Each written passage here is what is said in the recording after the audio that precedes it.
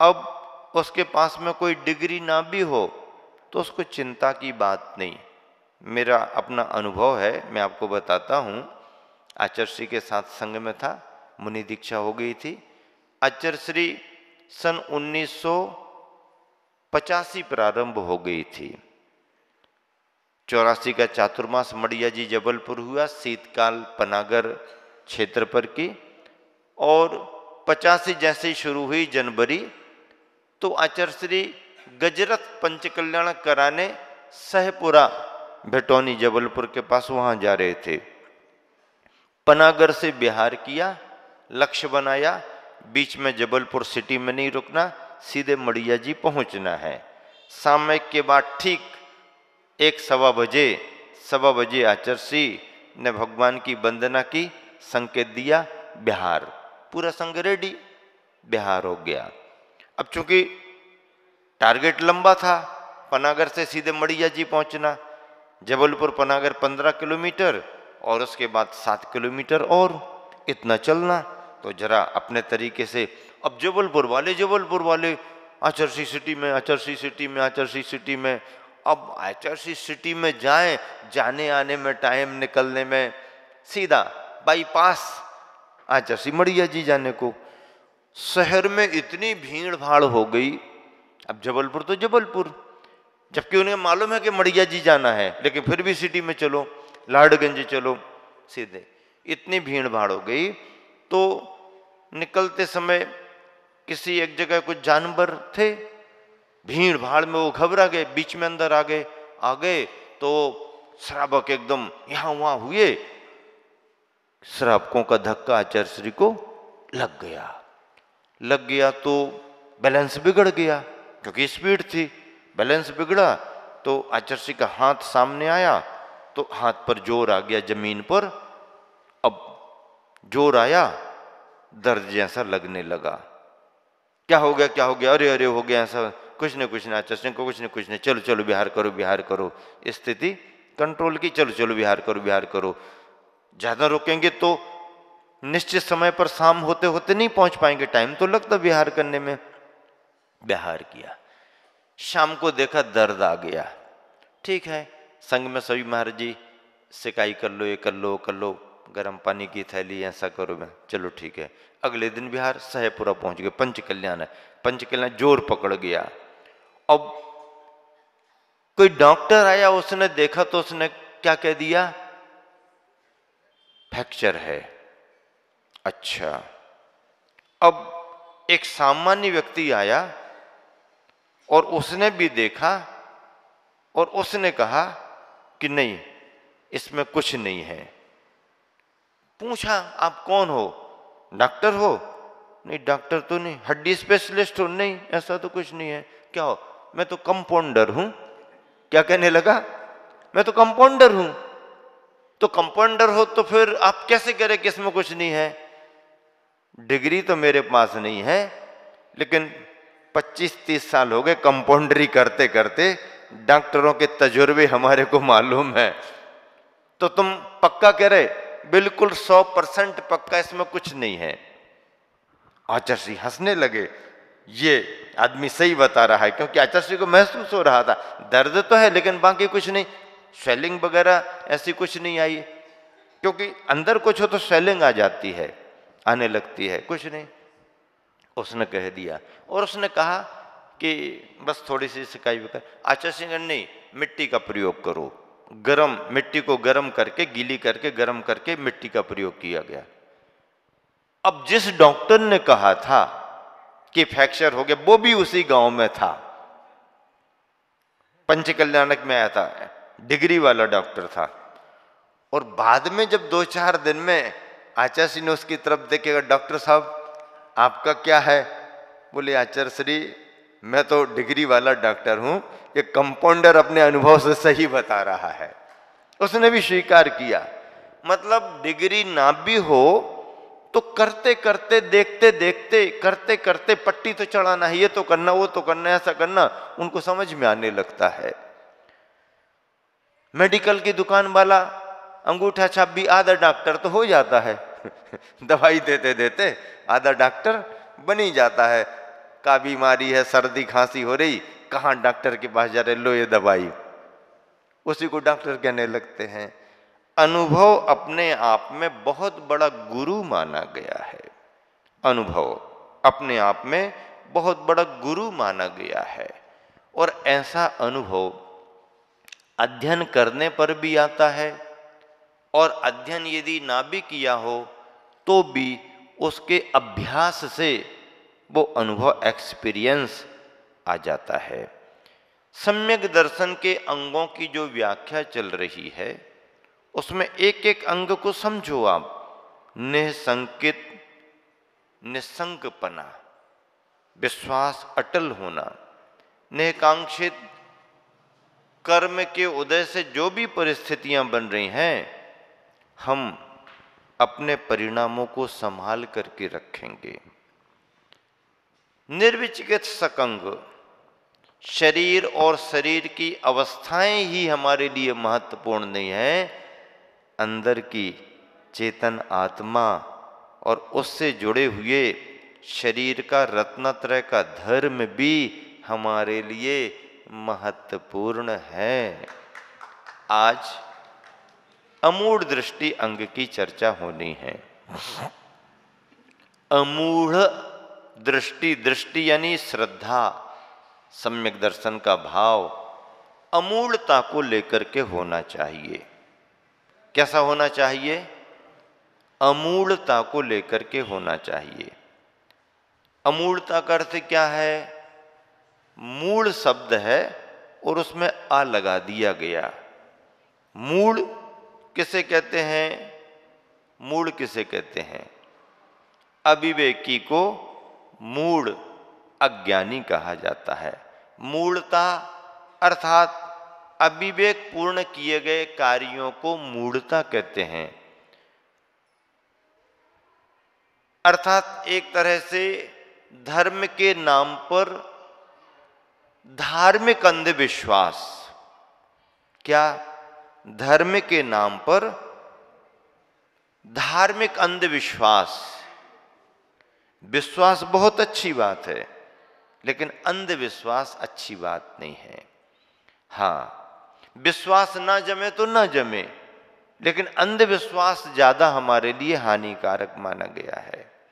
बहुत लोग धोखा खाते हैं, अज्ञानता में, अपनी सरलता में, प्रलोभन के वशीभूत होकर के ऐसा काम बन जाए, वैसा काम बन जाए, ये हो जाए, वो हो जाए, जिसने जो सलाह दे दी उसमें लग गया, कोई विचार नहीं किया, दो चार लोगों से पूछा भी नहीं, पैसा भी लगा रहा है, आना जाना भी कर रहा है, समय भी लगा रहा, और उस प्रलोभन के कारण बिना विचार किए अविवेक पूर्वक मूढ़ताओं में लग करके और घर परिवार भी बर्बाद हो जाता है।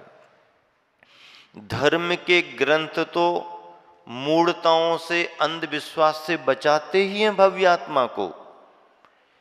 सरकार भी सचेत हो गई है, क्योंकि ऐसे रिजल्ट देखने में आए, ऐसे परिणाम सुनने में आए कि अंधश्रद्धा के कारण, अरे दूसरे तो दूसरे, अपने परिवार के सदस्यों की भी बलि दे दी जाती है। उनको लोभ में आकर के मार करके प्रसाद बना दिया जाता है। जंत्र मंत्र, तंत्रों में, जादू टोनों में, इनके उनके चक्रों में आदमी बहुत जल्दी आ जाता है। ऐसे प्रलोभन और पाखंड से बचना, संसार इसी से भरा हुआ है। हाँ, और भीड़ भाड़ ऐसी ही जगहों पर ज्यादा मिलेगी। क्या? ऐसी जगहों पर ही भीड़ भाड़ ज्यादा मिलेगी। ऐसी जगहों पर ही, कहने का मतलब ऐसी जगहों पर भी आपको लगेगा अरे बड़े बड़े चमत्कार हो रहे हैं। क्या हो रहे हैं? बड़े बड़े चमत्कार हो रहे हैं। उन्होंने कहा आसमान में चलते दिख रहे हैं। हाँ भैया, चलते दिख, जमीन पे तो चल नहीं पा रहे, आसमान में चलते दिख रहे हैं। उनके साथ में बहुत उजाला, बहुत प्रकाश चलता है। हो ठीक है, सब जगह टार्चें लगा ली होंगी, ऐसा वैसा, इस किले के ऊपर रात में इतने लोग निकलते हैं, ऐसा होता वैसा होता है, यहाँ इस बगीचे में। ये अंधश्रद्धा है। प्रभाव का निषेध नहीं है, लेकिन प्रभाव है कि नहीं ये समझा ही नहीं।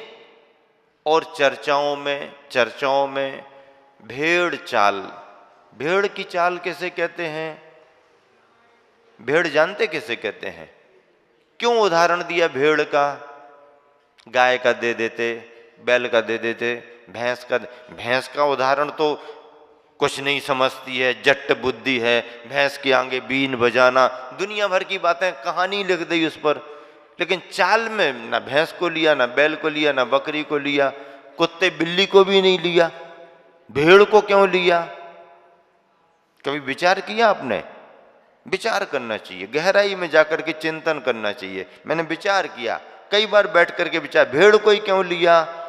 फिर एक बार मैंने देखा, सड़क पर हम लोग विहार करते जा रहे थे और एक साथ बहुत सारी भेड़ें बाजू से निकल रही थीं।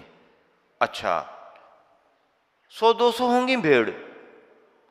और कंट्रोलर कितने? रिंग मास्टर एक। उसकी आवाजें भी अलग अलग तरह की होती हैं।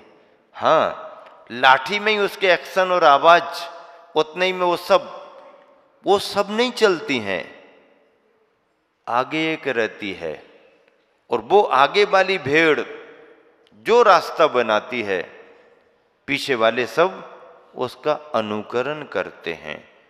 अच्छा, भेड़ अपनी गर्दन ऊपर करके देख नहीं पाती, क्योंकि नेचुरल उसको जो गर्दन मिली है वो नीचे को झुकी हुई गर्दन है। झुकी हुई गर्दन का मतलब यह है कि नेचुरल अपनी प्रकृति से ऊपर करके आसपास क्या है ये देख नहीं पाती और देखने का उसको ख्याल नहीं रहता। तो क्या करती? वो पैरों की तरफ देखती है, आगे वाली जहां को चल रही ऐसे ऐसे ऐसे ऐसे करते चलती है, वो नीचे नीचे को देख देख के। और पहली वाली भेड़ यदि गड्ढे में गिरी तो फिर क्या होगा? फिर क्या होगा? फिर क्या होगा? सब गड्ढे में गिरती जाती हैं। इसलिए अज्ञानता के लिए भेड़ चाल कहा है। फुर्सत ही नहीं है पूछने की, फुर्सत ही नहीं है समझने की। अरे वो तो गए भेड़ चाल, सब गड्ढे में चले गए, पता ही नहीं किसी को।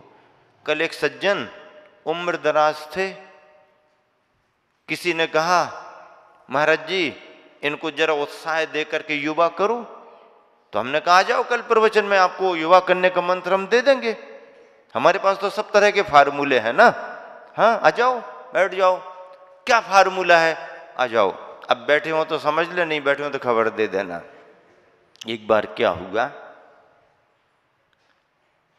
एक बच्चा चला जा रहा था, यहां वहां वो देखने लगा और जाके एक गड्ढे में गिर गया। अब गड्ढे में गिर गया तो पड़ा रहा, भैया कोई निकाल लो, भैया कोई बचा लो, भैया कोई निकाल लो, भैया कोई बचा लो। अब कोई सुनने को तैयार नहीं, सब अपनी अपनी गाड़ी, सब अपने अपने भाग रहे। अब एक बूढ़ा आदमी निकल रहा था तो नीचे से इसको ऐसा लगा कोई आ रहा है, आवाज दे दी, अरे कोई आ रहा है क्या, मुझे निकाल लो, मैं कितने दिन से यहां पड़ा हूं, आओ भाई कोई निकालो। ठीक ठीक ठीक। बुढ़े ने देखा, अच्छा तुम इस गड्ढे में गिर गए? हाँ गड्ढे में गिरे, बहुत खुश हूं, बहुत प्रसन्न हूं, बस निकाल भर लो, बाकी मैं बहुत खुश हूं। भैया गड्ढे में गिरे और खुश क्यों हो? अरे बोले बाबा आप क्या जानते हो बाबा, इस गड्ढे का ऐसा चमत्कार है, ऐसा चमत्कार है, मैं भी तुम्हारी ही उम्र का था, मैं भी तुम्हारी ही उम्र का था और इस गड्ढे में गिरा तो देखो क्या जवान हो गया। हा, क्या बात है बाबा, आपको बनना है क्या? अब बुढ़े को भी लगा यार ये तो अच्छा फार्मूला मिल गया। अरे बाजार में जाओ, लाखों करोड़ों रुपया खर्च कर दें तो भी ऐसे नहीं देखेंगे जैसा ये दिख रहा है। और ये भी बूढ़ा था, इस गड्ढे में गिरा, पता नहीं इस गड्ढे का क्या प्रभाव होगा, क्या चमत्कार होगा। ये तो कह रहा है और खुश हो रहा है, गड्ढे में गिरने वाला तो रोता रहता है, ये तो हंस रहा है। अरे भाई, इस गड्ढे का प्रभाव है, पक्का, एकदम पक्का, दिन 2 दिन में आप पक्के युवा हो जाओगे। उसने हाथ पकड़ा, वो आया, उसको अंदर पानी में पटका, गिराया, उसके ऊपर खड़े हो गया और ऊपर निकल करके कहने लगा, राम राम, जय जिनेंद्र, जोहार, आप भी जवान हो जाओगे, मैं जाता हूं। अब बुढ़ा पड़ा है, कब जवान होंगे, कब जवान होंगे। जवान होते क्या? ऐसे गड्ढे जवान करते हैं क्या? पड़ा है, केवल प्रलोभन में आकर के अपनी अज्ञानता से अविवेक पूर्वक बिना सोचे समझे और लोभ में आया, सो जवान तो धोखे में गिरा था और ये अंधविश्वास में गिर गया। वो तो निकल के चला गया, ये अपनी अज्ञानता में पड़ा हुआ, इसका नाम अंधविश्वास है, जिसका दुष्परिणाम दुनिया भोग रही है। बंधुओं, आचार्य समंतभद्र महाराज जी ने इस अंग की व्याख्या करते हुए लिखा, का पथे पथि दुखा नाम, का पतस्तेप्यसम्मति, असंप्रक्तिरनुत कीर्ति रमूढ़ा दृष्टि रुच्यते। अमूढ़ दृष्टि, मूढ़ताओं से, मुग्धताओं से बचना, यह अमूढ़ दृष्टि अंग है सम्यक दर्शन का। पर यह कब बनेगा? का पथे पथि दुखा नाम, कुत्सित मार्ग, मिथ्या मार्ग, दुखदायी मार्ग क्या है, इससे पहले आपको समझना पड़ेगा।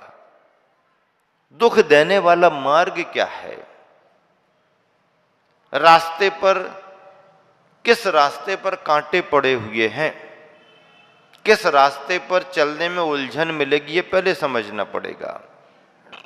का पथे पथि दुखा नाम, पथि दुखा नाम, दुखों का पथ, दुखों का मार्ग क्या है, यह समझते हुए दुखों के मार्ग को समझो और उस दुख के मार्ग में जो लगे हुए हैं उन व्यक्तियों को भी समझो। अर्थात मिथ्या दर्शन, मिथ्या ज्ञान, मिथ्या चारित्र को समझो और इसमें लगे हुए अज्ञानियों को समझो। इससे क्या होगा? मिथ्या मार्ग का ज्ञान होगा और मिथ्या मार्गी का भी ज्ञान होगा।